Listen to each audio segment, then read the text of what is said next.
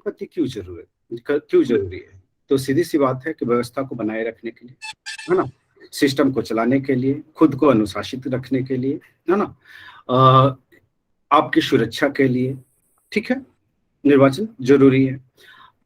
हमारा जो भारत है, भारतवर्ष है, तो भारतवर्ष में जो है कि जनसंख्या कितना है? करीब करीब 1 अरब 35 करोड़ के आसपास जनसंख्या हमारे पास है। अब इस व्यवस्था को कैसे अपनाएं, किस तरह से चलाया जाए, इस इतनी भारी जनसंख्या को किस तरह से चलाया जाए? क्या राजतंत्र के द्वारा चलाया जाए? क्या लोकतंत्र के द्वारा चलाया जाए? क्या क्या यहाँ पे एनार्की सिस्टम लागू किया जाए? एनार्की सिस्टम हुआ तो क्या होगा? मारो और खाओ। नहीं, एनार्की अराजकता ही होता ना। अराजकता बात क्या कहता है? राज की कॉन्सेप्ट समाप्त है, सरकार के कॉन्सेप्ट समाप्त है, सब स्वतंत्र हैं, है ना। तो कानून व्यवस्था से कोई मतलब नहीं होगा। तो ये चीजें जो कि किसी के लिए भी, किसी भी राज्य के लिए, किसी भी राष्ट्र के लिए बेनिफिशियल नहीं होगा। तो हमें क्या करना है? देश को चलाना भी है, व्यवस्था भी बनाए रखना है, लोगों के कल्याण की अवधारणा भी समाहित करना है, और है कि सबसे बड़ी बात कि ये जो है कि लोकतंत्र को चलाने के लिए चुनाव जरूरी है। अगर चुनाव नहीं होंगे तो क्या होगा? इसका साइड इफेक्ट क्या होगा? अगर नहीं होगा तो फिर बड़े लोग का हाथ में जो क्रिमिनल होगा, शासक निरंकुश हो जाएगा सैनिक ना। प्रशासन हो जाएगा। सैनिक कहाँ से आ जाएगा? जैसे अभी म्यांमार में तख्ता पलट हुआ, सैनिकों का हाथ में प्रशासन चल रहा है साल भर से। वहाँ लोकतंत्र नहीं था, लोकतंत्र था ना। वहाँ तो लोकतंत्र था ना। ऑन सान सू की का जो सरकार थी, लोकतांत्रिक तरीके से चुनी गई सरकार है। आप अलग बात कर रहे हैं, है ना। हम लोग जब है कि यूपीएससी का जब देते थे, मेंस देते थे, तो उसमें बनाना कंट्री, है ना, तो बनाना कंट्री में हम लोग पाकिस्तान को रखते थे, हम लोग म्यांमार को रखते थे, ठीक है। जब मन हुआ तब वहाँ सैन्य तंत्र हावी हो जाता है, लोकतंत्र का दमन हो जाता है। तो यहाँ पे है कि हम लोग बात कर रहे हैं इंडिया में, तो सीधी सी बात है कि यहाँ पे व्यवस्था को बनाए रखने के लिए निर्वाचन की जरूरत पड़ती है ना। तो यहाँ पे आप क्या देखते हैं, क्यों निर्वाचन की जरूरत है? शासन व्यवस्था को बेहतर बनाने के लिए, शासक को चुनने के लिए, जन कल्याणकारी नीतियों को लागू करने के लिए, तानाशाही से बचने के लिए, एनार्की से बचने के लिए, राजतंत्र से बचने के लिए, है ना, वंशानुगत से बचने के लिए, वंशानुगत से बचने के लिए, क्योंकि हमने ये सब सारे चीजों को क्या किया है? अवॉइड किया है, त्याग दिया है। क्या हमारे पास क्या राजतंत्र नहीं था? था ना। हाँ, पहले तो राजा के द्वारा ही चलाया जाता था शासन। आप है कि हर जगह पे देख लीजिए, अलग अलग जगहों पे है कि जो रियासतें थी, हमारी देशी रियासतें थी, वो राजतंत्र से संचालित हो रही थी। अगर हम लोग बात करें 1857 से पहले की स्थिति, है ना, तो आप क्या देखते हैं? अंग्रेजों के हावी होने से पहले की स्थिति, तो क्या देखते हैं? राजतंत्र, हर जगह राजतंत्र थी ना। वहां पे शासक जो है कि क्या होते थे? राजा का बेटा राजा, होता था, है ना, सैनिक का बेटा सैनिक, राजा का बेटा राजा। तो ऐसे में जो है कि होता क्या है कि जो जितना स्वतंत्रता आज आपको मिली है, फंडामेंटल राइट मिली है ना, डीपीएसपी के जरिए लोक कल्याणकारी राज्य की बात की जाती है। आपके लिए सरकार जो है कि जन कल्याणकारी योजनाएं चलाती है, आपके आपके आपके रहन सहन की व्यवस्था जो है कि सरकार करती है। वो चीजें है कि वहाँ लोकतंत्र में जो है कि आपको सबसे ज्यादा अगर किसी का हनन होता है तो वो फंडामेंटल राइट का होता है ना। तो अब यहाँ पे जो है कि लोकतंत्र में जो है कि आपको क्या किया, हमने क्या चुना है? तांत्रिक व्यवस्था चुनी है, और लोकतांत्रिक व्यवस्था में हमने क्या फैसला किया कि हमारा जो है कि जो प्रमुख होगा, है ना, वो जनता के बीच से चुना जाएगा। किसके द्वारा चुना जाएगा? जनता के द्वारा चुना जाएगा। वो क्या करेगा? हम अगर किसी को चुनते हैं तो क्या करेगा? जनता के लिए शासन करेगा। किस पर करेगा? जनता पर शासन करेगा, है ना। किस तरह के शासन करेगा? लोक कल्याणकारी शासन व्यवस्था की स्थापना करेगा। क्या करेगा? हमारी सीमाओं को सुरक्षित रखेगा। यही करता है ना। क्या करेगा? हमें जो है कि गरिमापूर्ण जीवन उपलब्ध कराएगा। यही करता है। सीधी सी बात है कि आपके आपके खिलाफ अगर कोई कुछ बोल देता है, कुछ अपशब्द कर देता है, तो आप कोर्ट जाने, ये थाने जाने के लिए क्या कहते हैं, एलिजिबल है, कोर्ट जाने के लिए एलिजिबल है, मानहानि की मुकदमा ठोक सकते हैं, कर सकते हैं, नहीं कर सकते, करते हैं, नहीं करते। चलिए, अब जो है कि चुनाव क्यों क्यों जरूरी है, क्यों निर्वाचन क्यों जरूरी है? इसलिए कि लोकतांत्रिक देशों में सभी लोगों को मतलब जो समय सहभागिता, पाबंदी है उसके बाद सभी लोग को मिले। हाँ, लोकतांत्रिक लोकतांत्रिक देश में जो है कि सभी नागरिक जो है क्या है, इम्पोर्टेंट है ना। और अगर आप वोट करते हैं, है ना, तो वोट करते हैं तो सीधी सी बात है कि आपका वोट का मूल्य होता है ना। आपका वोट का पावर इतना होता है कि आप सरकार बना सकते हैं और सरकार गिरा गिरा सकते हैं, सकते। गिरा सकते हैं ना। हाँ, याद कीजिए मायावती को, एक वोट से जीत एक वोट से हार भी होता है। मायावती को याद कीजिए, हाँ, गिराई थी सरकार अटल बिहारी की, हाँ गिरा अटल दी बिहारी थी। की। गिरा दी थी, हाँ चुनी हुई सरकार गिरी थी, है ना। वोट का पावर वहां पे दिखा था। यहाँ पे आप भी और भी वोट का पावर देखेंगे, कुछ प्रतिनिधि एक वोट से दो वोट से हार जाते हैं। इस बार तो 100 वोट से, हजार हजार वोट से हारे हैं बिहार में। तो विपक्षी क्या कहते हैं, 11 नहीं, और 12 वोट से सर। 12 वोट से भी वो हार जीत हुआ है अभी। हाँ, 11 और 12 वोट से भी हारे हैं। तो सीधी सी बात है कि आपको 11 वोट कम मिले या एक वोट कम मिले, हार हार है ना। तो सीधी सी बात है कि यहाँ पे है कि मतदाता का जो पावर दिखता है, लोकतंत्र कैसा होगा और कैसा नहीं होगा, ये डिसाइड कौन करती है, जनता। जनता। याद कीजिए ये प्रस्तावना को, हम भारत के लोग भारत के एक संपूर्ण प्रभुत्व संपन्न संपूर्ण समाजवाद। संपूर्ण प्रभुत्व समाजवादी गणतंत्र बनाने के लिए, है ना। तो सीधी सी बात है कि यहाँ पे है कि हमने सीधे क्या क्या कहा कि हम भारत के लोग, है ना, मतलब भारत के प्रत्येक जनता क्या है, महत्वपूर्ण है ना। इसी की बात किया था हमने। तो चलिए इसमें लिख लेते हैं हम लोग। अच्छा, नागरिक कौन, नागरिक कौन, भारत का सर। क्या, भारत। हाँ, वही बोल रहा हूँ कि नागरिक कब कहलाएंगे आप, जब पंजीकरण हो मतदाता सूची में। जब आप 18 साल के हो जाते हैं, है ना, 18 साल के हो जाते हैं तो आप वोट राइट आपको मिलता है ना। तो ये वयस्क मताधिकारी, मताधिकार की बात करता है। ऐसे तो जन्मजात नागरिकता आपको मिल ही गई, मदर फादर के तहत, ये देश में रह रहे हैं उसके तहत, है ना। लेकिन है कि आप जो है कि जो जनता है या फिर है कि जो आप मताधिकार या उसको क्या कहते हैं, वोटर के रूप में कब दर्ज होंगे, जब आप 18 साल पूरा कर लेते हैं।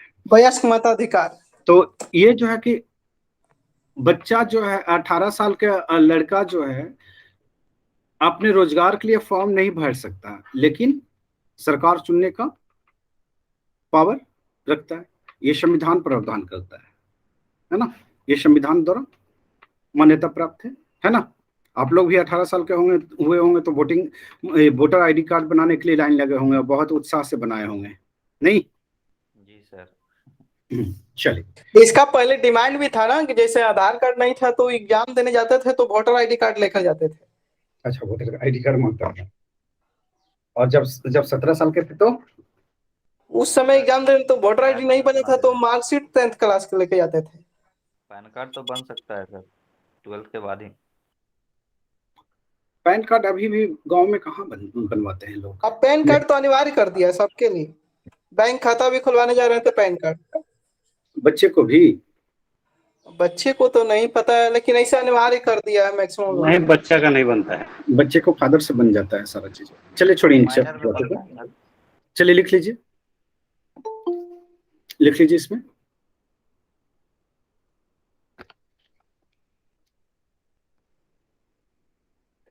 भारत में लोकतांत्रिक प्रणाली,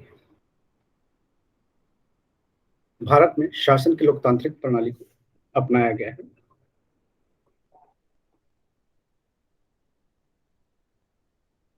लोकतांत्रिक प्रणाली को अपनाया गया है जिसमें जिसमें जनता ब्रैकेट में भारत का नागरिक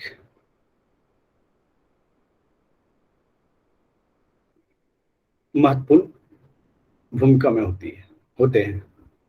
जनता महत्वपूर्ण भूमिका में होता है। जनता महत्वपूर्ण भूमिका में होता है। लोकतांत्रिक व्यवस्था बनाए रखने के लिए निर्वाचन पद्धति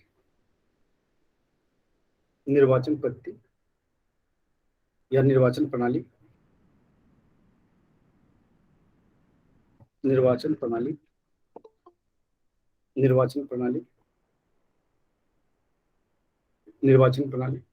को अपनाया गया है।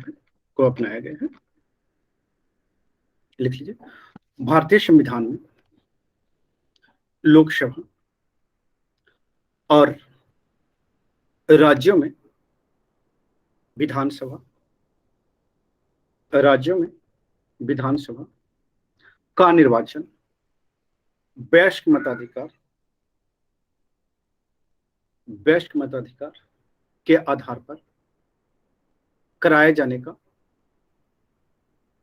प्रावधान संविधान में किया गया है। नेक्स्ट लिख लीजिए, भारत का हर वह नागरिक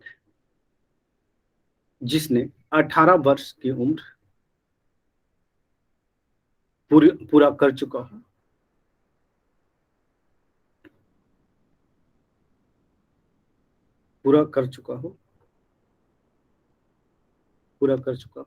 तथा वह पागल दिवालिया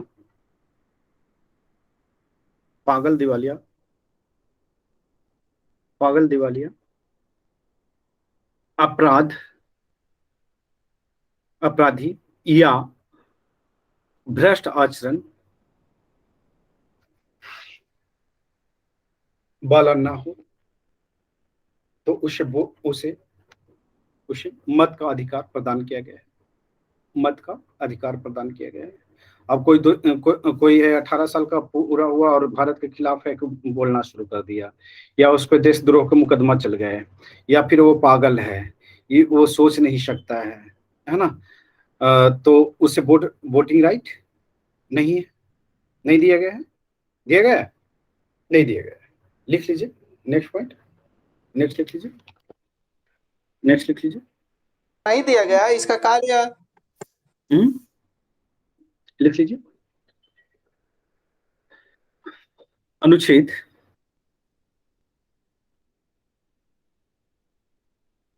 326 के तहत भारत में मत देने का अधिकार और निर्वाचित होने का अधिकार और निर्वाचित होने का अधिकार और निर्वाचित होने का अधिकार और निर्वाचित होने का अधिकार और निर्वाचित होने का अधिकार और निर्वाचित होने का अधिकार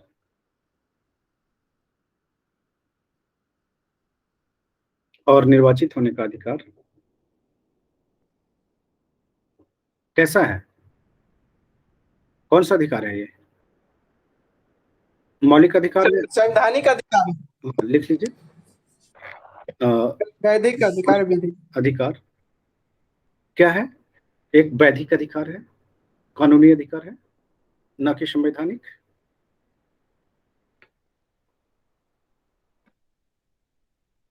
और ना मूल अधिकार।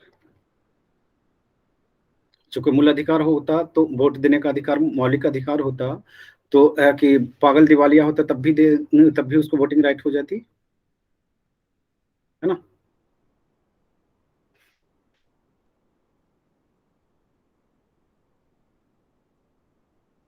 क्योंकि संविधान में इसका उल्लेख नहीं है ना। अगर मौलिक अधिकार होता तो ये वोटिंग राइट को भी मौलिक अधिकार के तहत जोड़ा जाता। ठीक है, नेक्स्ट लिख लेते हैं। नेक्स्ट लिख लीजिए,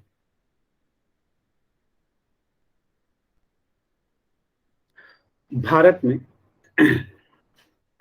ऐसे लिख लीजिए, भारतीय संविधान में निर्वाचन संबंधी प्रस्ताव संविधान के भाग 15 के अनुच्छेद 324 से 329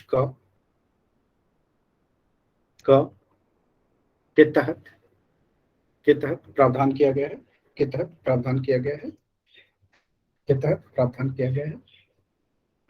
नेक्स्ट लिख लीजिए, नेक्स्ट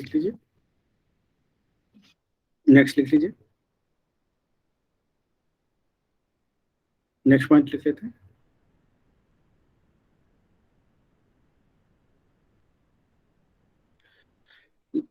लिख लीजिए इसमें, निर्वाचन से संबंधित प्रावधान अनुच्छेद 327 के तहत संसद और राज्य विधानमंडलों के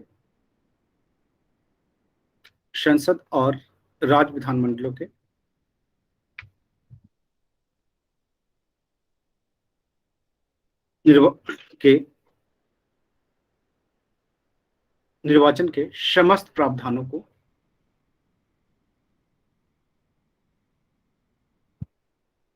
अधिनियमित करने की शक्ति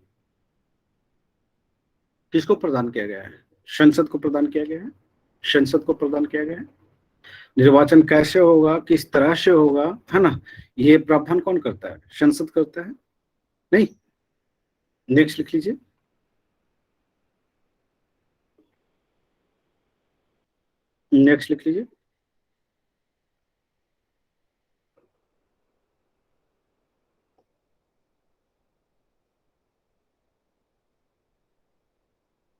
अनुच्छेद 328 के तहत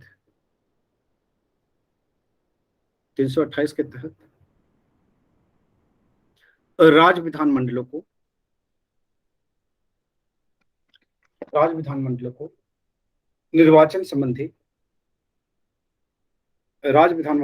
निर्वाचन संबंधी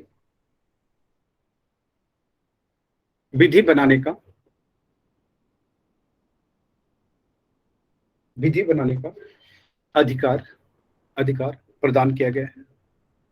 विधि बनाने का अधिकार प्रदान किया गया है। विधि बनाने का अधिकार प्रदान किया गया है। विधि बनाने का अधिकार प्रदान किया गया है। विधि बनाने का अधिकार प्रदान किया गया है। नेक्स्ट लिख लीजिए, नेक्स्ट पॉइंट,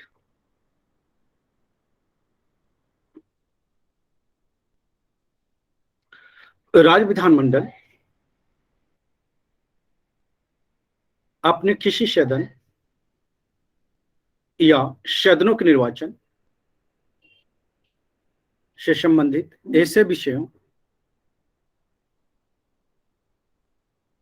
पर विधि बना सकती है जिस पर संसद उपबंध नहीं करती है।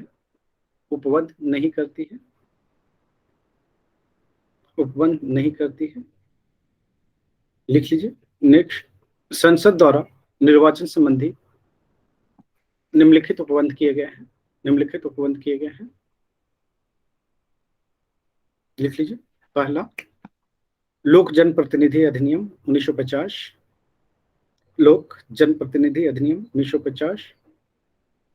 दूसरा लिख लीजिए,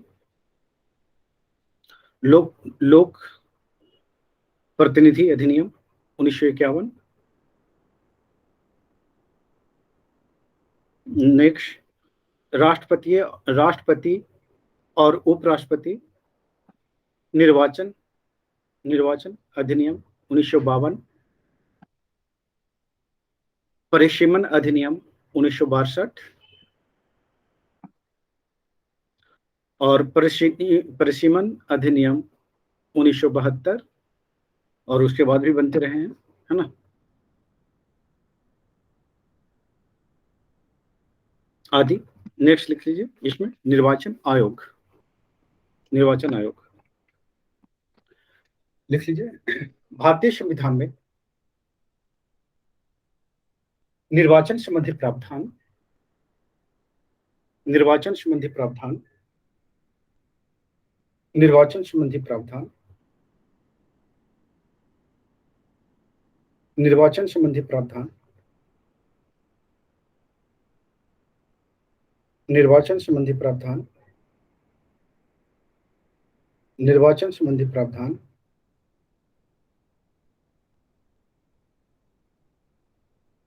निर्वाचन संबंधी प्रावधान,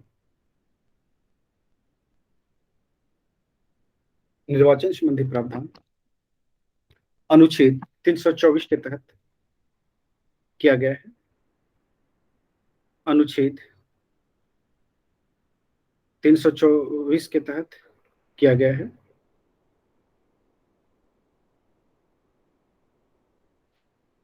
के तहत किया गया है।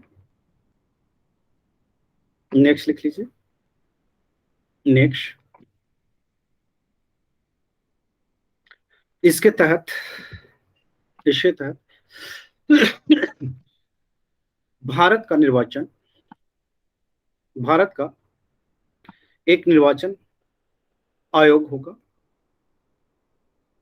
एक निर्वाचन आयोग होगा जो संवैधानिक होगा,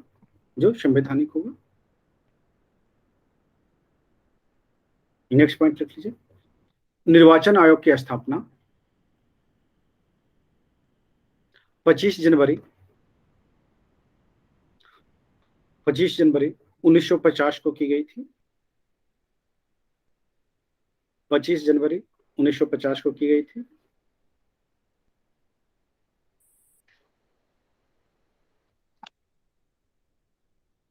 पच्चीस जनवरी 1950 को की गई थी।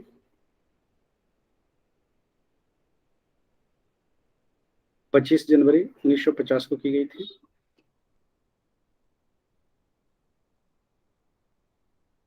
25 जनवरी 1950 को की गई थी। नेक्स्ट लिख लीजिए। नेक्स्ट, निर्वाचन आयोग का मुख्य उद्देश्य था, निर्वाचन आयोग की स्थापना का मुख्य उद्देश्य था, क्या था?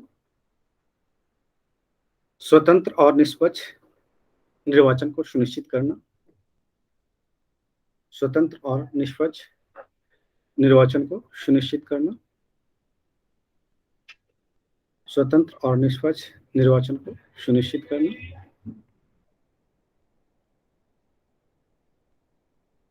नेक्स्ट लिख लीजिए। नेक्स्ट, निर्वाचन आयोग संसद और विधानमंडल के, निर्वाचन आयोग संसद और विधानमंडल के प्रत्येक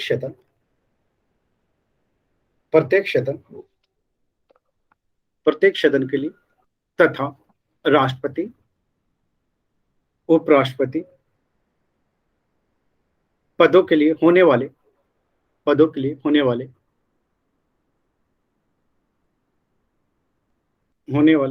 सभी निर्वाचनों का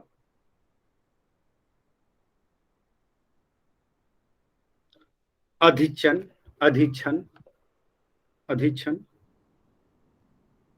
निर्देशन और नियंत्रण करता है ना। सारा काम तो यही करता है ना।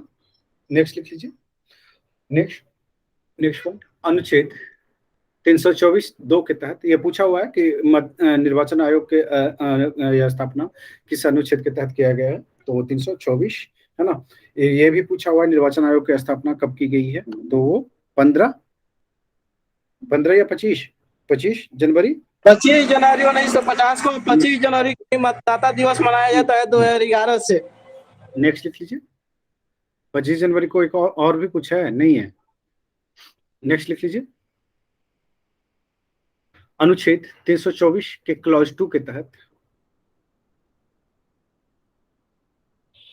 यह प्रावधान किया गया है कि निर्वाचन आयोग में एक मुख्य निर्वाचन आयुक्त तथा कुछ अन्य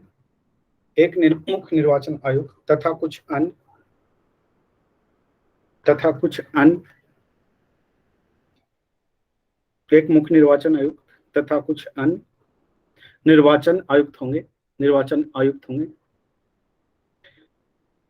जिनकी संख्या राष्ट्रपति समय समय पर निर्धारित करेगा। नेक्स्ट पॉइंट लिख लीजिए। चुनाव आयोग के सभी सदस्यों की नियुक्ति राष्ट्रपति चुनाव आयोग के सभी सदस्यों की नियुक्ति राष्ट्रपति चुनाव आयोग के सभी सदस्यों की नियुक्ति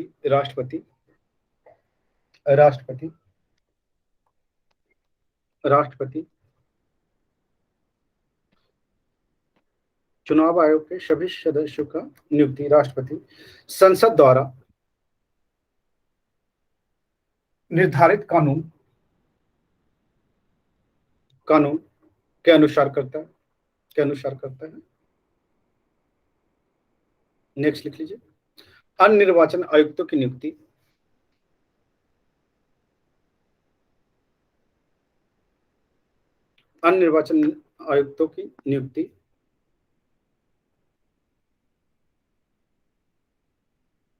कौन करेगा?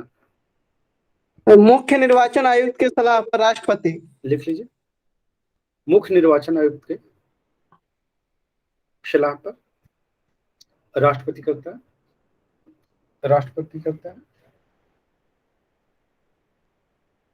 नेक्स्ट लिख लीजिए। और निर्वाचन आयोग का अध्यक्ष कौन होता है? जो मुख्य निर्वाचन आयोग होगा वही होगा। नेक्स्ट पॉइंट लिख लीजिए। वही होता है। नेक्स्ट पॉइंट लिख लीजिए। राष्ट्रपति चुनाव आयोग के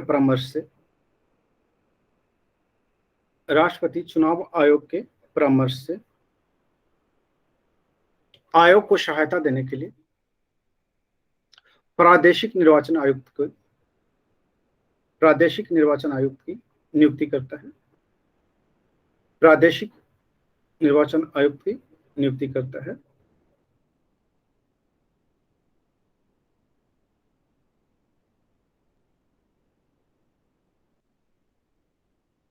लेकिन अभी तक तो एक ही बार किया गया है। प्रादेशिक आयुक्त नहीं है, एक ही बार किया गया प्रादेशिक। आपके बिहार में जो है ना, या यूपी में है, राज्य निर्वाचन आयुक्त होता है। हाँ वो तो होता है। तो उसको क्या कहते हैं? प्रादेशिक ही है ना। आगे चलते हैं। सभी जगह है ना। एक तो केंद्र में बैठा होता है, एक दूसरा राज्य में बैठा होता है। यही दोनों मिलकर तो करते हैं सारा खेल। यही करते हैं ना। अगर राष्ट्रपति को चुनाव करना है तो कौन करता है? केंद्र वाला कर लेता है। लोकसभा का चुनाव करना है, कौन करता है? केंद्र वाला करता है। सारा गाइडलाइन जो है सुप्रीम, वो जो है कि आपको जो केंद्र वाला है ना, वो क्या है? एक सुप्रीम की तरह भूमिका निभाता है। वही सारा चुनाव तंत्र को संचालित करता है। जो निर्देश देता है ना सेंटर से, वही सारा चुनाव आयुक्त के प्रत्येक अधिकारी क्या करते हैं? फॉलो करते हैं। ये सब सीधी सी बात है। ये कहते हैं ना, गामा पहलवान सुने? गामा पहलवान या फिर बिना दांत का शेर। हाँ सुने थे। क्या बक्सर का है शायद। हम बोल रहे हैं बिना दांत का शेर है ये चुनाव आयोग। क्या इसके पास पावर है? नहीं सर। पुलिस है? नहीं, इसके पास पुलिस नहीं है, ना कर्मचारी है, ना कुछ नहीं है। सब डरता है सर। लेकिन पावर कितना बड़ा रखता है? बहुत पावर है। ये राष्ट्रपति को ये अपनी पद से हटा सकता है ना। अगर कोई मामला आता है तो प्रधानमंत्री को हटा सकता है, मुख्यमंत्री को हटा सकता है, किसी को भी हटा सकता है। नहीं, आपने देखा होगा कि प्रधानमंत्री इधर उधर की बातें ऐसे ये अन्य दिन कर लेते हैं। जब आचार संहिता लागू होता है तो वो भी अपने दायरे में आ जाते हैं। नहीं आते हैं। 2019 का चुनाव याद कीजिए। अगर आप लोग चुनाव में इंटरेस्ट रखते हो तो रखते हैं? नहीं रखते हैं? नहीं रखते। हाँ हुआ था अभी 2019 जब इलेक्शन होता है कर्नाटक के कहीं का, जो कि वहाँ का सदस्यता अवैध कर दिया था। चुनाव नहीं हुआ था। जिस तरह से बच्चे जो है कि क्रिकेट में इंटरेस्ट रखते हैं, उसी तरह से हमारे लिए जो है चुनाव होता है, चाहे कोई भी चुनाव हो, है ना। हमारा सबसे ज्यादा इंटरेस्ट वहाँ का चुनाव पे होता है, चुनाव आयोग के प्रक्रिया पे होता है। चूंकि मुझे जो है कि आर्टिकल लिखने होते हैं, आप लोगों को गाइड करने होते हैं, तो ये सब सारी चीजें जो है हम वहाँ पे देखते हैं। तो यहाँ पे आप देखेंगे उमा भारती, शिवराज सिंह चौहान, ये क्या नाम है, योगी आदित्यनाथ, है ना, स्मृति ईरानी, राहुल गांधी, सब पे चाबुक चले थे। याद है 2019 का चुनाव? सबको बैन किया था सर चुनाव हाँ, प्रचार किसी से। को 24 घंटे के लिए, किसी को 72 घंटे के लिए, प्रचार के लिए। चूंकि ये जो इतना पावरफुल, जब इलेक्शन होता है तो इतना पावरफुल होता है ना, कि आप जो उसका कोड ऑफ कंडक्ट होता है, अगर उसके उल्लंघन में आप पाए जाते हैं तो आप पे बैन भी लगा देगा, है ना, आप पे बैन भी लग सकता है ना। तो वो किसी पे 24 घंटे के लिए, तो किसी पे 72 घंटे के लिए जो है इलेक्शन से दूर रहने के लिए कहा गया कि आप इलेक्शन से दूर रहिए, प्रचार प्रसार करने से दूर रहिए। क्योंकि वार्निंग ये आप देखते हैं क्या कि जैसे ही है कि इलेक्शन स्टार्ट होता है तो 3 महीने के लिए क्या होता है, कोड ऑफ कंडक्ट लग जाते हैं, है ना। इलेक्शन स्टार्ट होने से पहले 3 महीने पहले जो है कोड ऑफ कंडक्ट जो है लागू हो जाते हैं। अभी है कि मुखिया का चुनाव वहां होने वाला है, और ये जारी हो चुका है, क्या कहते हैं, आचार संहिता। अच्छा, ये नोटिफिकेशन जारी हो चुका है।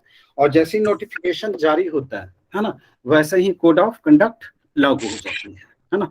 अब इस कोड ऑफ कंडक्ट के माध्यम से क्या करती है कि कंट्रोल करने की कोशिश करती है, किसे, पॉलिटिकल पार्टियों को, सत्ताधारी पक्ष को, विपक्ष को, कि कोई जो है कि इस यहाँ पे करप्शन करने की कोशिश ना करे, किसी भी तरह का जो है कि राजनीतिक लाभ देने की कोशिश ना करे, है ना। यही कोशिश होती है। आपने देखा होगा कि कोई नई घोषणाएं नहीं होती है, कोई नई नई योजना लागू नहीं किए जाते हैं कोड ऑफ कंडक्ट लगने के बाद, आचार संहिता लगने के बाद कोई नई वैकेंसी जो है कि नहीं आती है। अगर वैकेंसी जो है कि पहले से पूर्व निर्धारित है कि इतना वैकेंसी आना है तो वही आएगी, नहीं तो कोई नया वैकेंसी क्रिएट कर करके वो सरकारें लागू नहीं कर सकती है ना। अगर वो करेगी तो कहीं ना कहीं चुनाव को प्रभावित करने की कोशिश करती है। इस सिचुएशन में कभी कभी लोग बीपीएससी का मसला फंसता है। तो बीपीएससी का मसला जो है कि वो कैलेंडर पहले से तय होता है ना, और वैकेंसी वो लाना होता है तो वो आ जाता है, उसमें कोई दिक्कत नहीं होती है ना, चूंकि ये संवैधानिक निकाय है और ये स्वतंत्र निकाय है ना। तो इस वजह से आती है। लेकिन वही है कि आप एसएससी का उम्मीद नहीं कर सकते, वो संवैधानिक निकाय नहीं है, वो सरकार के अंदर में आता है ना। तो वो जो है कि वो मामला आपका फंसता हुआ दिखता है। ठीक है, तो चलिए हम लोग बात कर रहे थे, यहाँ पे लिख लीजिए। यहाँ पर हम जो बोल रहे थे, लिखा हुआ था कि अब तक सिर्फ एक बार प्रथम आम चुनाव 1952 में 2 प्रादेशिक निर्वाचन आयुक्त 6 माह के लिए नियुक्त किए गए थे। चलिए देख लेते हैं ना, प्रादेशिक हम जो पढ़ाएंगे तो उसको कर लेंगे, ठीक है। चलिए चलिए इसमें क्या कर लेते हैं, कहाँ पर थे हम लोग, निर्वाचन आयोग की नियुक्ति पे थे। सहायता के लिए प्रादेशिक निर्वाचन आयुक्त का नियुक्त करता है राष्ट्रपति, यहीं तक थे। हाँ, चलिए आगे लिख लेते हैं। इसमें बहुसदस्यीय निर्वाचन आयोग, बहुसदस्यीय निर्वाचन आयोग लिख लीजिए इसमें।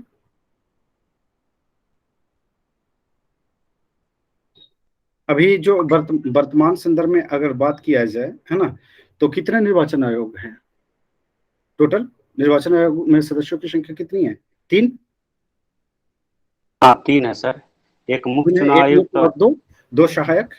2 चुनाव आयुक्त 2 सहायक होते हैं जी, एक मुख्य चुनाव आयुक्त और 2 चुनाव 3 आयुक्त। सदस्य होता है, एक मुख्य निर्वाचन आयुक्त होता है, 2 अन्य निर्वाचन आयुक्त होता है। ये भी समस्या जो कि पहले ये 8 वर्षों का था, लेकिन अब 6 वर्ष से 65 वर्ष चलिए का मुख्य निर्वाचन आयुक्त, लिख लीजिए और 1993 से इसका लागू किया गया है 3 सदस्यीय।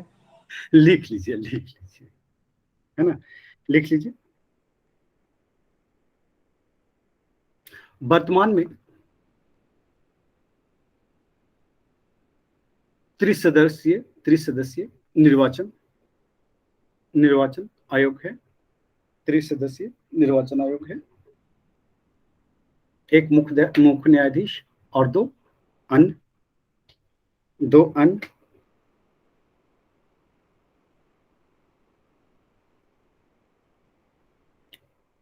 एक बार फिर से काची बोले थे, बोल दीजिए। त्रिसदस्यीय निर्वाचन आयोग है, जिसमें एक मुख्य निर्वाचन आयोग शामिल होते हैं और दो अन्य लिख लीजिए।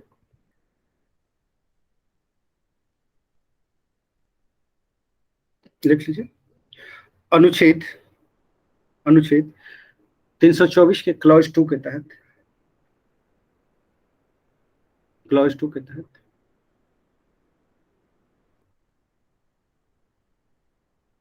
अन्य निर्वाचन आयुक्तों के पद के सृजन का अधिकार या पद के सृजन की शक्ति राष्ट्रपति को प्रदान किया गया है। नेक्स्ट लिख लीजिए। निर्वाचन आयोग की स्थापना से 1989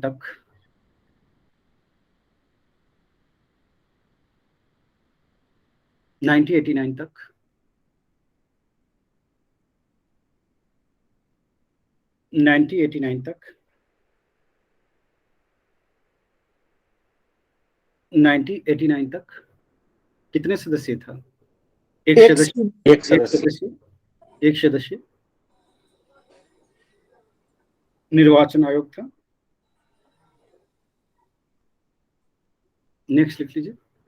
निर्वाचन आयोग की व्यवस्था थी।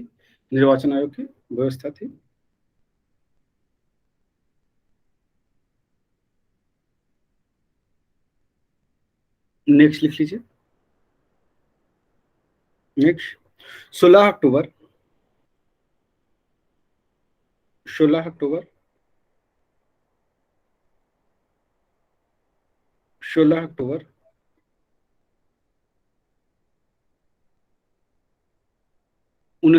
को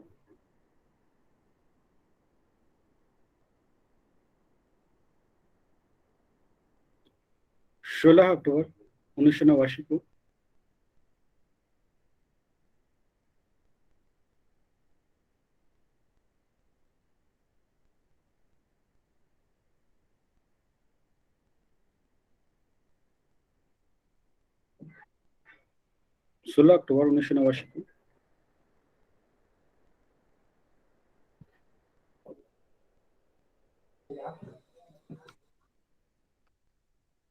राष्ट्रपति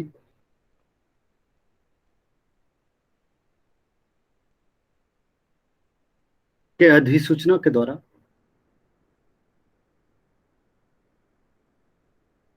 दो अन्य निर्वाचन आयुक्तों के दो अन्य निर्वाचन आयुक्तों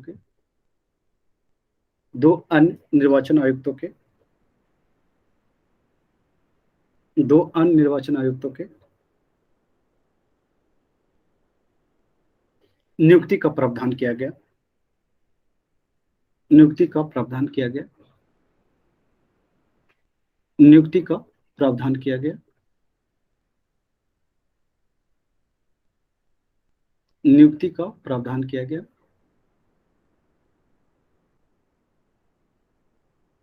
नियुक्ति का प्रावधान किया गया। नेक्स्ट पॉइंट लिख लीजिए। नेक्स्ट पॉइंट लिख लीजिए। इसके तहत श्री एस धनोवा और श्री BS सेंगल निर्वाचन आयुक्त नियुक्त किए गए। नेक्स्ट लिख लीजिए। 1 जनवरी 1990 को पुनः निर्वाचन आयोग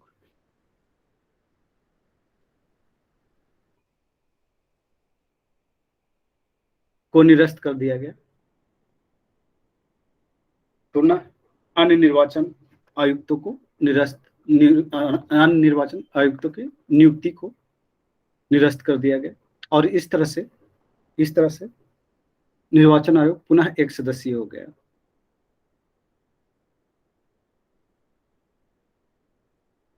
नेक्स्ट लिख लीजिए, 1 अक्टूबर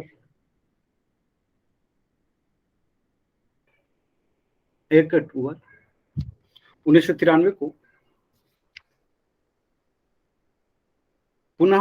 पुनः निर्वाचन आयोग को बहुसदस्यीय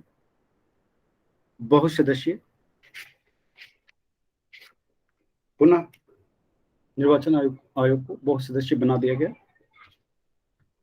नेक्स्ट लिख लीजिए, नेक्स्ट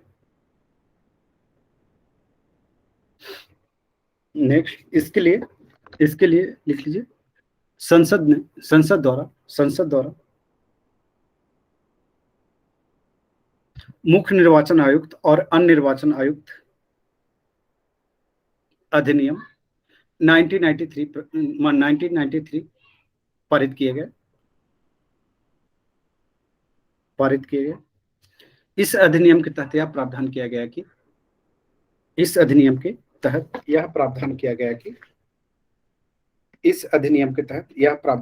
कि मुख्य निर्वाचन आयुक्त और अन्य निर्वाचन आयुक्तों के अधिकार समान होंगे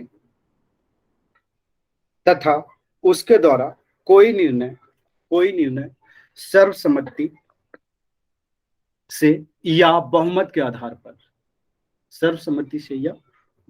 आधार पर लिया जाएगा।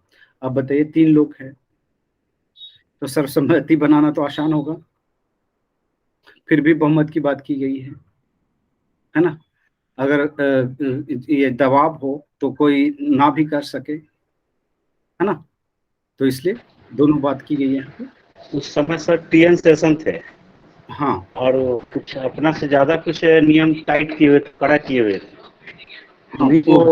अभी तक सबसे अच्छा चुनाव आयुक्त उन्हीं को माना जाता है। जी, उन्हीं के बाद तो चुनाव दिखने लगा है। हाँ, नेक्स्ट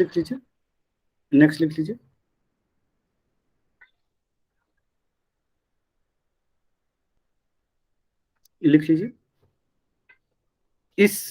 इस अधिनियम को तत्कालिक चुनाव आयुक्त,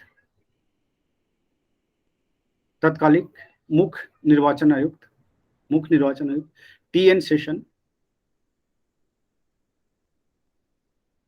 इस अधिनियम की वैधता को तत्कालिक मुख्य निर्वाचन आयुक्त टीएन सेशन ने उच्चतम न्यायालय में चुनौती दिया।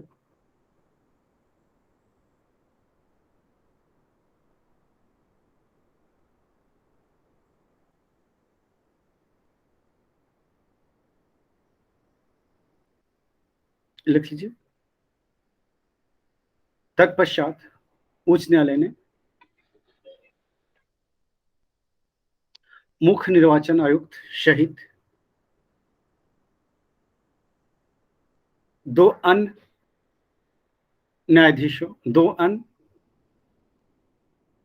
निर्वाचन आयुक्तों के चुनाव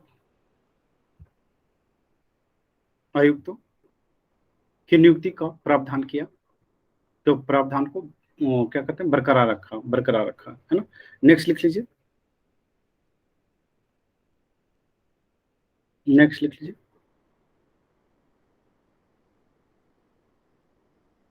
चुनाव आयुक्त की नियुक्ति में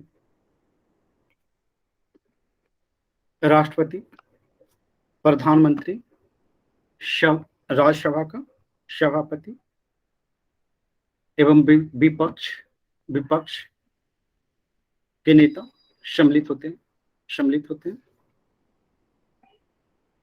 अगर कोई चुनाव ये हो रहा है ना, और किसी व्यक्ति, मान लीजिए सुशील को बनाना है और सुशील पे जो है कि विवाद हो रहा है, तो उस विवाद में जो है कि इन लोग को शामिल किया जाएगा। नहीं तो संसद से है कि मांगा जाएगा सारा रिपोर्ट कि बताइए आप लोग कि किसको चुनाव आयुक्त नियुक्त किया जाए, है ना। तो सर्वसम्मति बन गई तो बन गई, नहीं तो राष्ट्रपति बुला करके विवाद का निपटारा। ऐसे तो जनरली देखा जाता है कि अन्य निर्वाचन आयुक्त में ही उसको चुनाव आयुक्त बना दिया जाता है। हाँ, सीनियरिटी के आधार पर, है ना।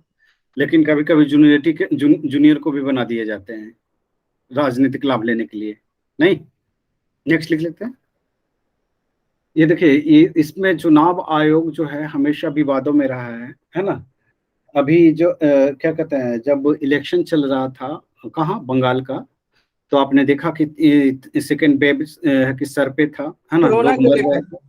प्रधानमंत्री क्या कहते थे, 2 गज दूरी, मास्क जरूरी, है ना। था, रेडियो पे और मन की बात में बोलते थे, अब बंगाल में जाकर के खुद इलेक्शन में भीड़ लगाकर जरूरी। हाँ, खुद भाषण देते थे। मतलब वो अपने ही बात को जो है क्या करते थे, धज्जी तो उड़ाते सुप्रीम थे। कोर्ट निर्वाचन आयोग को मद्रास फटकार लगाया मद्रास था। मद्रास हाई कोर्ट ने कहा कि क्यों क्यों ना है कि ये हत्या का मुकदमा जो है निर्वाचन आयोग पे चलाया जाए, है ना। निर्वाचन आयोग पे जो है हत्या का मुकदमा चलाया जाए। और बहुत सारे न्यायालय, ये क्या कहते हैं, इलाहाबाद हाई कोर्ट ने भी ये बात कहा था। दिल्ली हाई कोर्ट भी निर्वाचन आयोग का जो है कि क्या कहते हैं, फटकार लगाया। आलोचना किया। तब है कि वहां पे है कि हाजिर होने के लिए बोला गया, तो वहां पे जाकर के बोला ये उसने चुनाव आयोग जो है ना, निर्वाचन आयोग, सुप्रीम कोर्ट में अर्जी डाला, है ना। और बोला कि इस तरह का ये स्टेटमेंट से जो है कि उच्च न्यायालय को बचना चाहिए, है ना। इससे इससे है कि लोकतंत्र की छवि खराब होती है, ये निर्वाचन आयोग की छवि खराब होती है, पारदर्शिता पे जो है कि क्या होता है, सवाल उठते हैं, है ना। वाकई अगर इस समय देखा जाए तो कटघरे में निर्वाचन आयोग था ना, ये नहीं था। अगर वो चाहता तो इलेक्शन टाला जा सकता था, अभी इलेक्शन हो जाता। जब या ये क्या कहते हैं, सेकेंड वेव समाप्त हुआ था तब या इलेक्शन, उसको एक चरण में कर देता है। या फिर उसको 2 चरण में कर करके समाप्त करता है। देखिए, कभी कभी जो है कि निर्वाचन आयोग जो है पर पक्ष और विपक्ष में आरोप लगते रहते हैं। वो आरोप किस कारण से होता है? अब है कि बंगाल जैसे राज्य में 7 चरण में चुनाव करने का क्या फायदा था? फायदा यह था कि मोदी सरकार बिहार खूब प्रचार करेंगे। बिहार जैसे राज्यों में जो है कि 9 चरण में चुनाव करने की क्या जरूरत थी? जब आपको पता है कि एपेडेमिक है, जान माल की नुकसान हो रही है, जनता मर रही है ना, फिर आप ऐसा काम ही क्यों करते हैं? क्या आप पढ़े लिखे नहीं हैं? क्या आप गैर जिम्मेदार हैं? क्या आप जो है कि ये क्या कहते हैं, रिस्पॉन्सिबिलिटी लेना नहीं जानते? तो सीधी सी बात है कि आपको ये सब सारे चीजें कहाँ पढ़ना था, मेंस में? क्लियर? सरकार के दबाव में था निर्वाचन आयोग। हाँ, वही बोल रहा हूँ कि ये सब सारे मेंस में पढ़ने थे आपको, नहीं पढ़ने थे। तो यहाँ पे बातें जो हम लोग कर रहे हैं कि निर्वाचन आयोग का, तो ये जो है कि आपके निर्वाचन आयोग जो है कि आपके मेंस के पॉइंट ऑफ व्यू से बेहद महत्वपूर्ण है, और इससे क्वेश्चन बनते हैं। ठीक है, इससे क्वेश्चन जो है कि बनते हैं इसमें बीपीएससी मेंस में। तो आप लोग जब पढ़ोगे तो थोड़ा सा दिमाग ध्यान में रख करके करना है ना, खोल करके रखना है दिमाग को कि कौन सा पॉइंट जो है लूप फॉल्ट है निर्वाचन आयोग का और कौन सा मजबूत है ना। तो चलिए आगे बढ़ते हैं हम लोग। पदावधि एवं पदमुक्ति लिख लीजिए।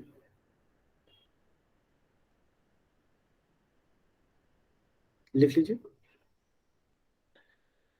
क्या इसमें निर्वाचन आयोग के क्या कहते हैं, नियुक्ति संबंधी पदावधि, नियुक्ति संबंधी तो प्रावधान किए गए हैं, पदावधि संबंधी प्रावधान किया गया है संविधान में? हाँ सर, किया गया है। कहाँ किया गया है, कौन सा आर्टिकल में है? प्रावधान पदावधि के लिए नहीं किया गया। अगर पदावधि के लिए रहता तो फिर उसका तो अपना सब कुछ व्यवस्था रहता। 6 वर्ष का उसके है, पास 6 वर्ष या उसके 65 वर्ष पास होना चाहिए। कर्मचारी भी ये रहते। ये तो किया नहीं गया है ना, संविधान में तो उल्लेख नहीं है ना। नहीं सर। नहीं, संविधान में नहीं लिख किया। अगर किया गया लीजिए। रहता तो उसका अलग से अपना संस्थान हाँ, रहता है। लिख लीजिए, 1972 से पूर्व।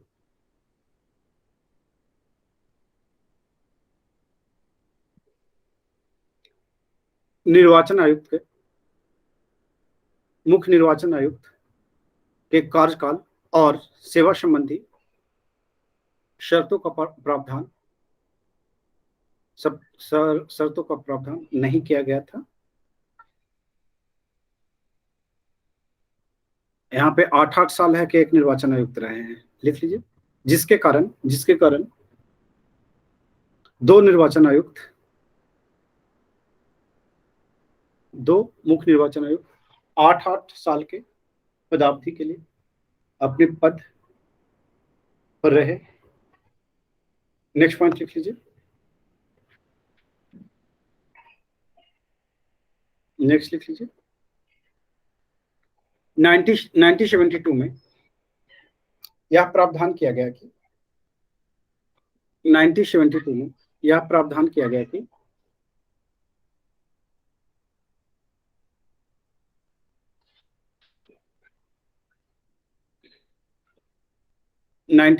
में यह प्रावधान किया गया कि यह प्रावधान किया गया कि 1972 में यह प्रावधान किया गया कि मुख्य निर्वाचन आयुक्त अपने पद पर 65 वर्ष की आयु 65 वर्ष की आयु या 6 वर्ष तक जो भी पहले पूर्ण हो रह सकता है।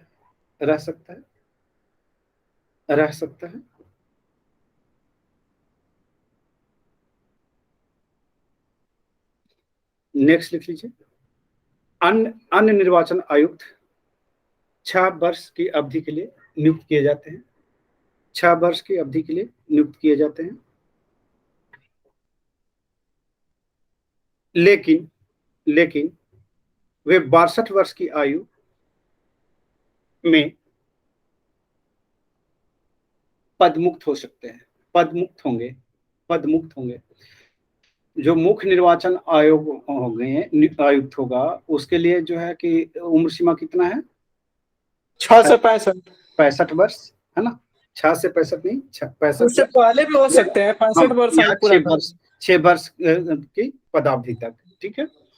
और जो अन्य निर्वाचन आयुक्त होगा है ना, वो 6 वर्ष या 62 वर्ष की उम्र तक के, ठीक है। नेक्स्ट चलते हैं। नेक्स्ट लिख लेते हैं। निर्वाचन आयुक्त को उसी प्रकार से पद से हटाया जा सकता है जिस प्रकार से सर्वोच्च न्यायालय के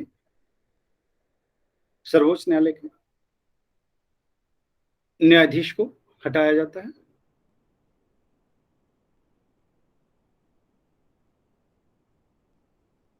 नेक्स्ट लिखिए। राष्ट्रपति मुख्य निर्वाचन आयुक्त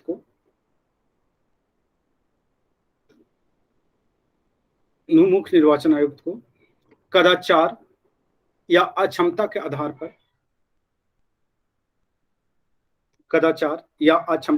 पर हटा सकता है।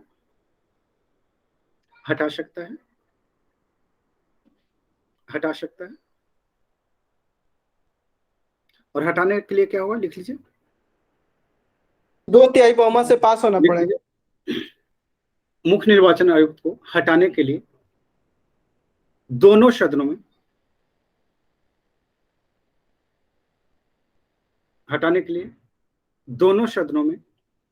पहले तो कदाचार सिद्ध करना होगा, चर्चा होगी है ना। चर्चा होने के बाद मतदान होगा है ना। तो लिख लीजिए दोनों सदनों में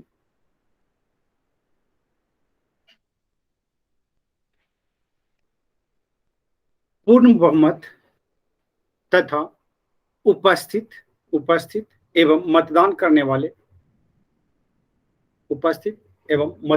वाले सदस्यों के 2/3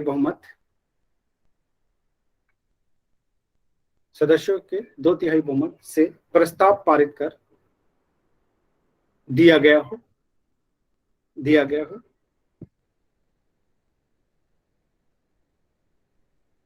नेक्स्ट लिख लीजिए। अन्य निर्वाचन आयुक्त या प्रादेशिक निर्वाचन आयुक्त को मुख्य निर्वाचन आयुक्त के सिफारिश पर राष्ट्रपति उसे पद से हटा सकता है।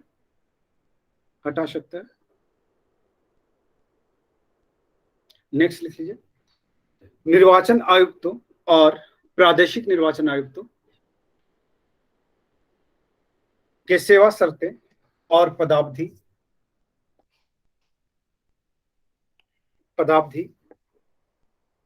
का निर्धारण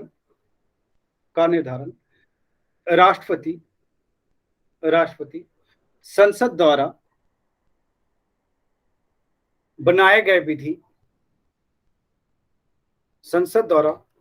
गए विधि के अधीन करता है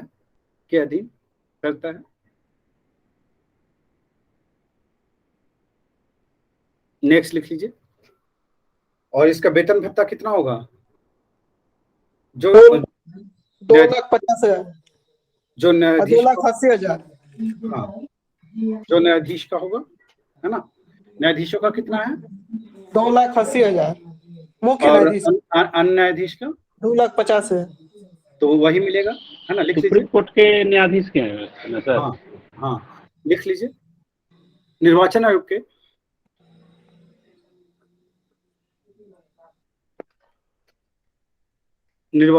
के मुख्य आयुक्त की वेतन 2,00,000 कितना 80,000 तथा अन्य आयुक्तों का 2,50,000 होगा। 50,000 होगा या होता है ना? नेक्स्ट लिख लीजिए। ये कब से दिया गया? 2018 से ना? 2018 के संसद द्वारा संशोधन करके। हाँ, नेक्स्ट लिख लीजिए। कार्य एवं शक्तियां, निर्वाचन आयोग के कार्य एवं शक्तियां। निर्वाचन आयोग के कार्य एवं शक्तियां।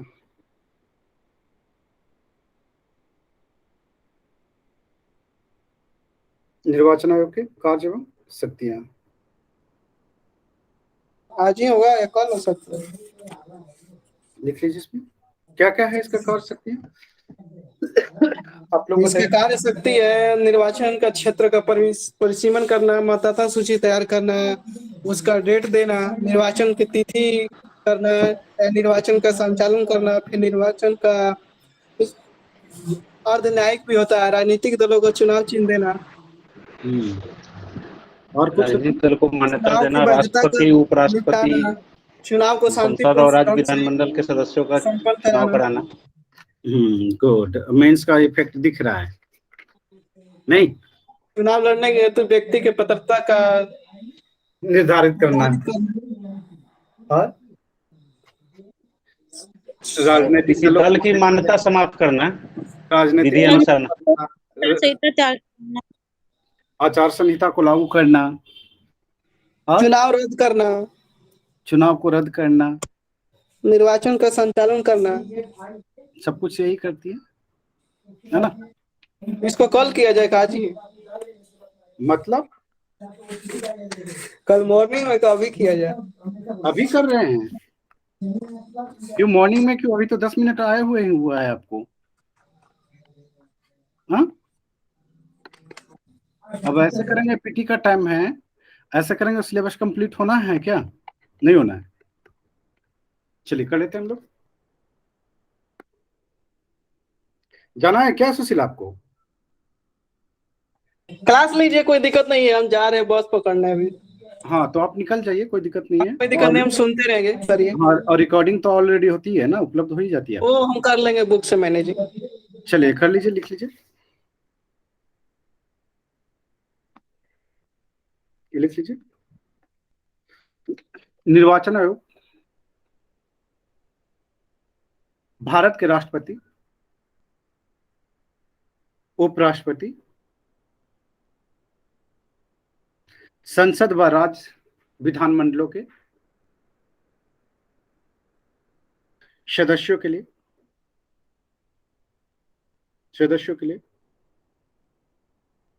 चुनाव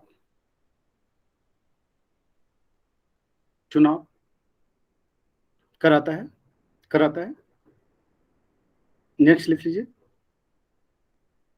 चुनाव की स्वतंत्रता एवं निष्पक्षता सुनिश्चित करने का दायित्व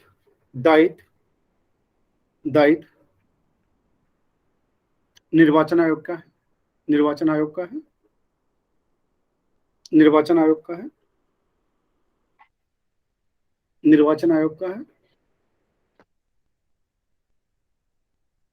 नेक्स्ट लिख लीजिए। नेक्स्ट, चुनाव की अधिसूचना जारी होने के बाद से मतगणना मतगणना और परिणामों की घोषणा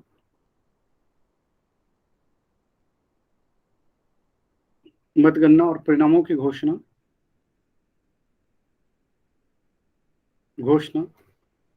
तक चुनाव आयोग अपनी भूमिका निभाता है।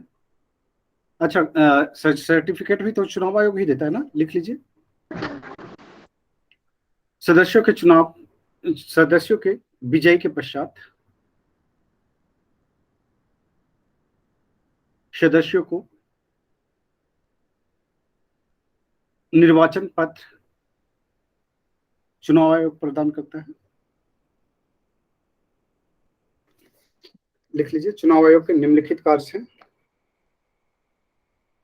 निर्वाचन क्षेत्रों का परिसीमन करना,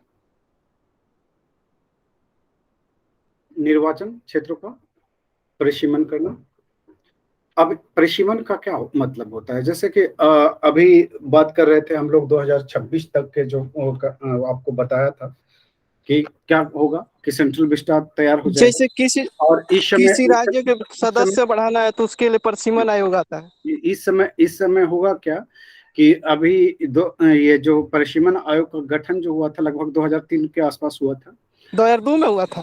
2 या 3 में, लागू 3 में हुआ था परिसीमन आयोग। तो जब गठन हुआ था तो हुआ क्या कि अभी से कितने साल पहले, लगभग 20 साल पहले 20 साल पहले, 20-25 साल हो जाएगा ना।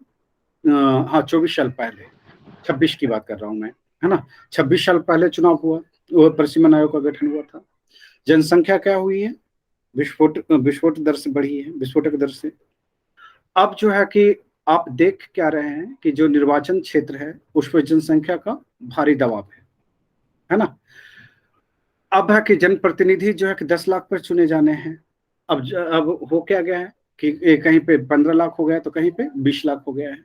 अब 20-20 लाख पर, जैसे दिल्ली में आप देखेंगे तो 7 जो है कि ये संसदीय क्षेत्र है ना। तो दिल्ली में ही है कि अगर बात किया जाए तो जनसंख्या जो है कि दुगना के से ज्यादा बढ़ गई है। अभी जिस क्षेत्र में हम हैं, उत्तर दिल्ली में है हम, है ना, उत्तरी दिल्ली में। तो यहाँ पे कम से कम 2 जनप्रतिनिधि की जरूरत है और 1 जनप्रतिनिधि है ना। तो ऐसा ही होता क्या कि परिसीमन आयोग के तहत जो है कि क्षेत्रों, जो ये चुनाव वाले जो क्षेत्र हैं उनको फिर से निर्धारित किया जाता है। किसके आधार पर? क्षेत्रफल या जनसंख्या? जनसंख्या के अनुपात में, जनसंख्या के आधार पर। तो चलिए लिख लेते हैं, हम लोग कर लेते हैं इसको। निर्वाचन क्षेत्रों का परिसीमन करना निर्वाचन आयोग के कार्यों में, निर्वाचन आयोग का एक महत्वपूर्ण कार्य है, एक महत्वपूर्ण कार्य है। लिख लीजिए। प्रथम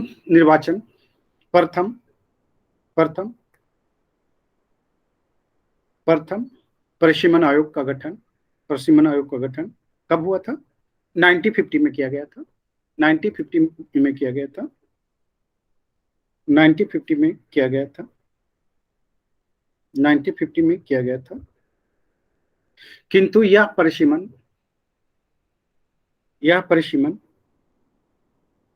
संतोषजनक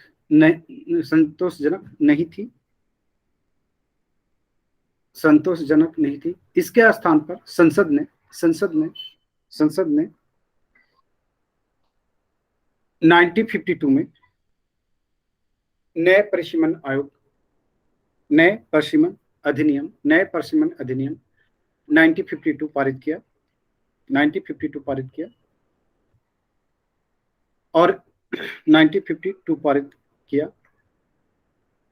और इसके साथ ही यह प्रावधान किया गया कि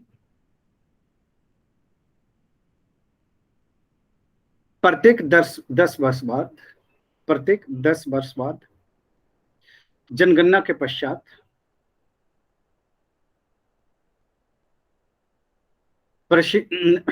जनगणना के पश्चात निर्वाचन क्षेत्रों का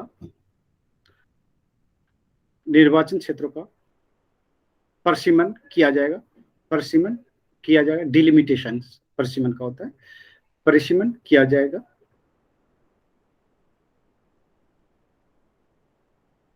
लिख लीजिए, परिसीमन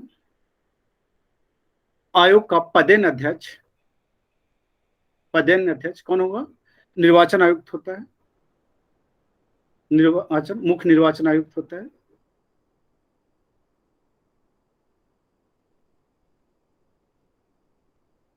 मुख्य निर्वाचन आयुक्त होता है। देखिए, ये मुख्य निर्वाचन आयुक्त जो है कि अन्य किसी को भी जो है, अन्य आयुक्तों को भी कर सकता है, लेकिन जो ट्रेडिशन में है ना, वो खुद अपने कमान संभालता है। ठीक है, नेक्स्ट लिख लीजिए, नेक्स्ट लिख लीजिए। इसके अतिरिक्त दो सर्वोच्च न्यायालय अथवा उच्च न्यायालय, दो सर्वोच्च न्यायालय अथवा उच्च न्यायालय के अवकाश प्राप्त न्यायाधीश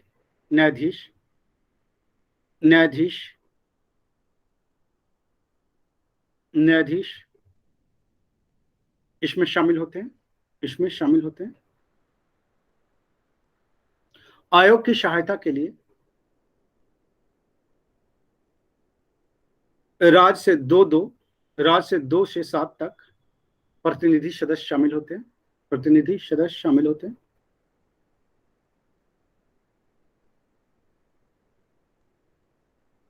जो उस राज्य के संसद सदस्यों या राज्य विधायिका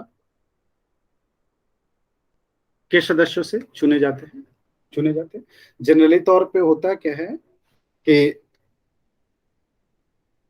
जब भी परिसीमन आयोग लागू होते हैं तो नुकसान उन लोगों को होते हैं जो मोस्ट पॉपुलर नेता होते हैं, है ना।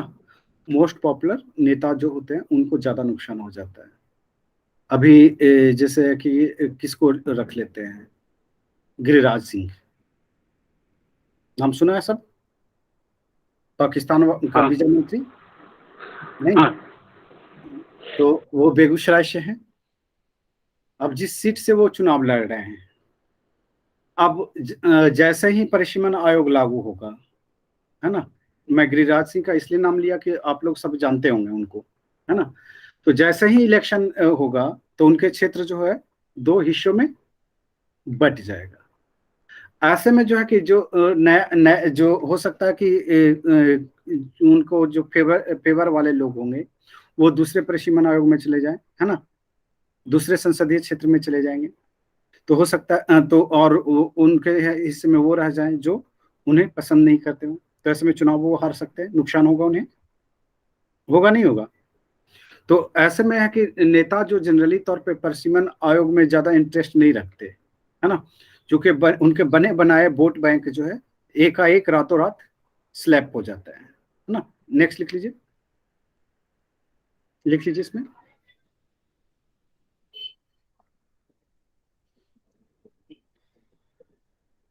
लिख लीजिए, इसमें परिसीमन के मामले में आयोग का निर्णय अंतिम होता है। आयोग का निर्णय अंतिम होता है। इसके विरुद्ध किसी भी न्यायालय में अपील नहीं की जा सकती है। इसके विरुद्ध किसी भी न्यायालय में अपील नहीं की जा सकती है। जनरली तौर पे विरोध कौन करते हैं? कौन करता है? नेता लोग, विपक्षी नेता लोग करेंगे सर। नेता लोग करते हैं, है ना, तो उसका सुनवाई कहीं होगी नहीं। नेक्स्ट लिख लीजिए, संसद द्वारा अब तक 1952, 1963, 1973 और 2002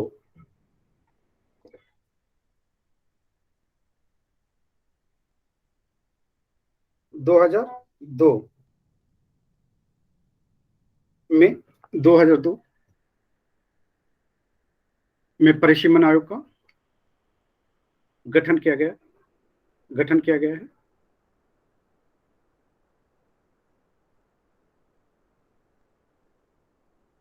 नेक्स्ट लिख लीजिए। नेक्स्ट, मतदाता सूची तैयार करना।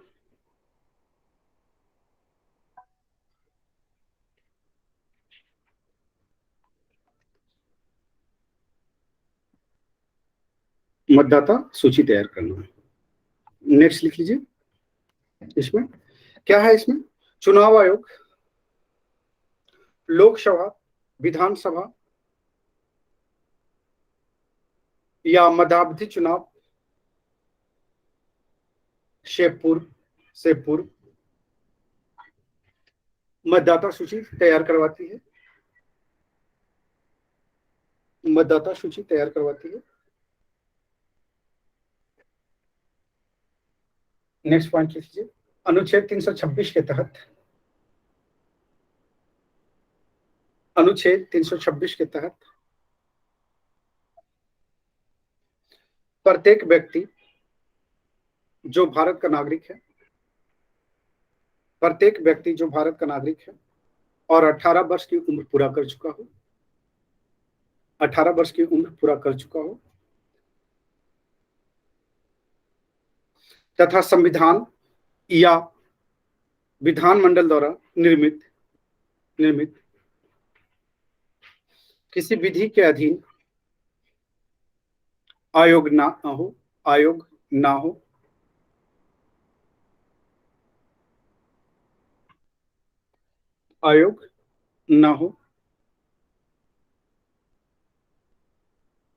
निर्वाचक नामावली में पंजीकृत हो सकता है। लिख लीजिए। किसी नागरिक के साथ केवल धर्म, मूल वंश, जाति, लिंग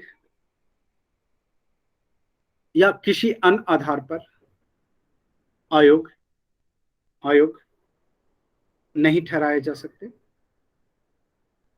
अनाधार मतलब ये क्या कहते हैं, अमीर गरीब, है ना। बाकी तो उसमें पागल दिवालिया वाला में तो आयोग ठहरा ही दिए जाएंगे, भ्रष्टाचार किए तब भी आयोग ठहरा दिए जाएंगे। नेक्स्ट लिख लीजिए। राजनीतिक दलों को मान्यता देना। लिख लीजिए इसमें। निर्वाचन आयोग जनप्रतिनिधि अधिनियम 1951 के धारा 19A के तहत राजनीतिक दलों को राज्य स्तरीय या राष्ट्रीय दल के रूप में या क्षेत्रीय दल के रूप में, राज्य स्तरीय या राष्ट्रीय दल के रूप में या क्षेत्रीय दल के रूप में मान्यता प्रदान करता है। नेक्स्ट लिख लीजिए। किसी राजनीतिक दल को राज्य स्तरीय दल का दर्जा प्राप्त करने के लिए आवश्यक है। पहला पॉइंट लिख लीजिए, ये पूछा हुआ है, आवश्यक है। उसे या तो संसदीय या विधानसभा के विगत आम चुनाव में उस राज्य के कुल वैध मतों का न्यूनतम 6% मत प्राप्त होना चाहिए। 6% मत प्राप्त होना चाहिए और वह विधानसभा में कम से कम 2 सीटें जीते हो, जैसे कि ओवैसी की पार्टी बिहार में। नेक्स्ट लिख लीजिए। दूसरा पॉइंट, उसे राज्य विधानसभा में कुल सीटों की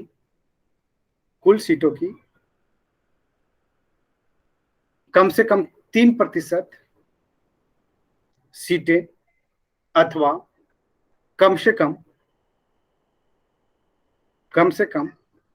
3 सीटें, इनमें से जो भी अधिक हो, जीता हो। नेक्स्ट लिख लीजिए। लोकसभा के किसी आम चुनाव में उस राजनीतिक दल ने उस राज्य के हिस्से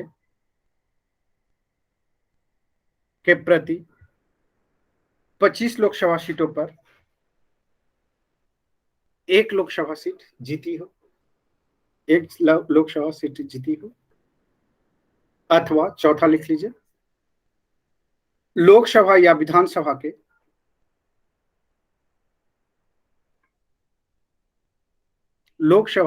विधानसभा के किसी चुनाव में उस राजनीतिक दल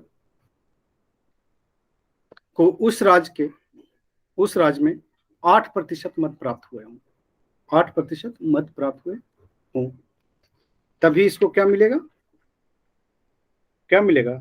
राज्य स्तरीय दल का लिख लीजिए। तभी उस दल को राज्य स्तरीय दल का दर्जा मिलेगा। नेक्स्ट लिख लीजिए। राष्ट्रीय दल की मान्यता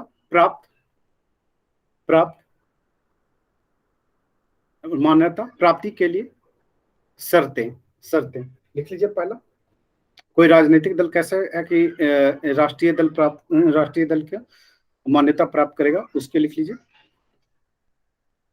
इसमें।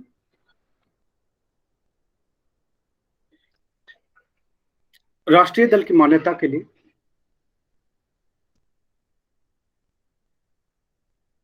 किसी भी राजनीतिक दल को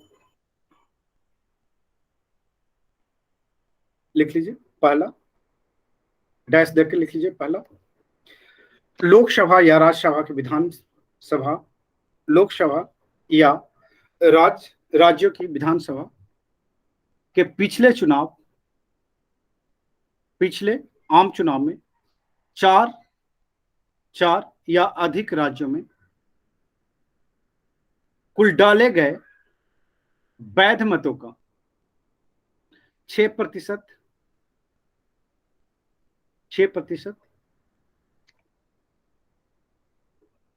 मत प्राप्त करने के बाद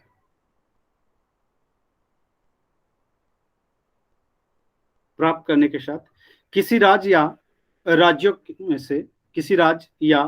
से लोकसभा की कम से कम 4 सीटें पर विजय प्राप्त किया हो। दूसरा लिख लीजिए, लोकसभा में उसे कम से कम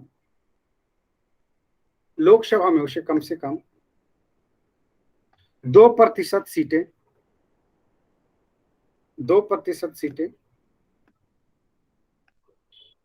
अर्थात कुल 543 सीटों में से 11 सीटें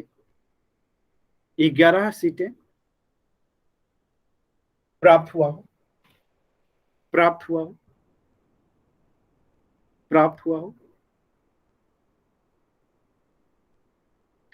किंतु ये सीटें कम से कम 3 राज्यों से जीती गई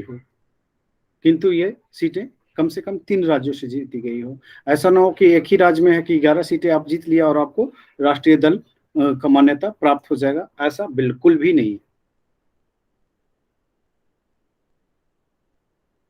नेक्स्ट लिख लीजिए। थर्ड पॉइंट, उसे कम से कम 4 राज्यों में राज्य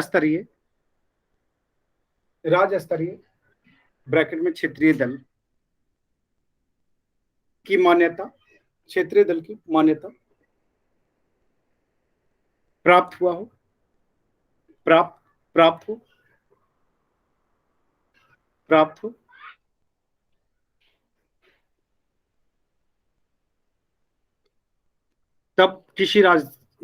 तभी किसी दल को राष्ट्रीय दल की मान्यता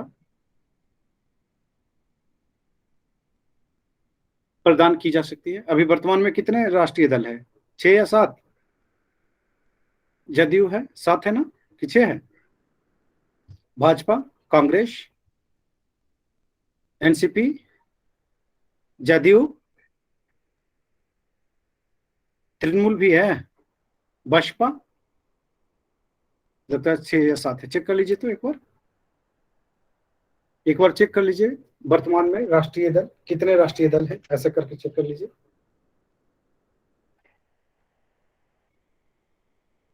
चेक कर लीजिए एक बार, कोई कर रहा है?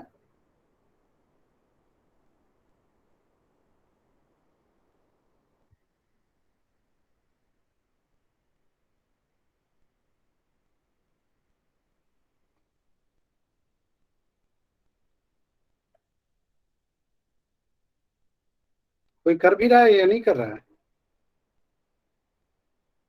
जी सर, देख रहा हूँ।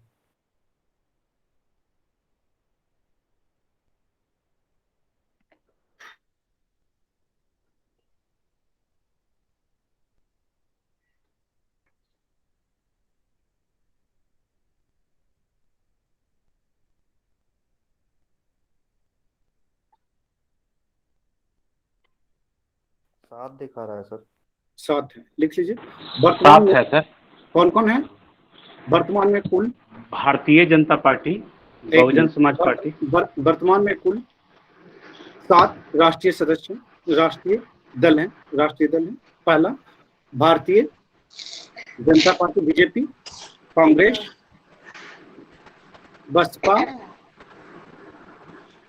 हाँ, और बसपा के बाद भारतीय कम्युनिस्ट पार्टी, मार्क्सवादी कम्युनिस्ट पार्टी, एनसीपी, राष्ट्रवादी कांग्रेस पार्टी और तृणमूल कांग्रेस पार्टी। ठीक है। 8 बता रहा है। नेशनल पीपुल्स पार्टी भी है सर। 8 नहीं, 7 ही होगा। 7 फरवरी 20 तक भारत में राजनीतिक दलों के 3 समूह अर्थात राष्ट्रीय दल संख्या 8। हाँ, अभी वर्तमान में 7 है।